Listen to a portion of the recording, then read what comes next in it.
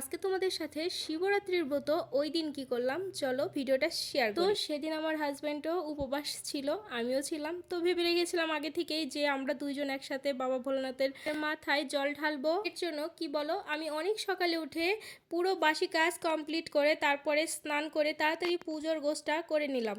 তো এরপরে দেখো ওকে শুধু আমি বললাম যে আমি যেহেতু ম্যাক্সি পরে আছি, আমি ম্যাক্সিটা চেঞ্জ করে একটা শাড়ি পরে আসছি, তুমি একটু দাঁড়াও। তো না, উনি এত ব্যস্ত যে ওর একটু সময় আর ধৈর্য হলো না।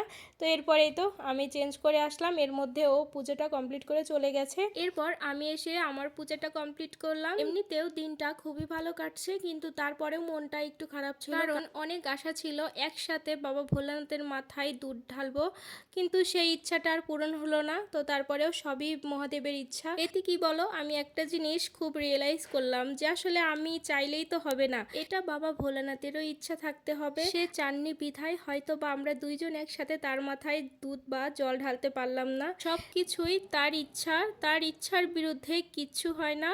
তো তোমরা সবাই আমার ভগবানের দর্শন করো। হর হর মহাদেব।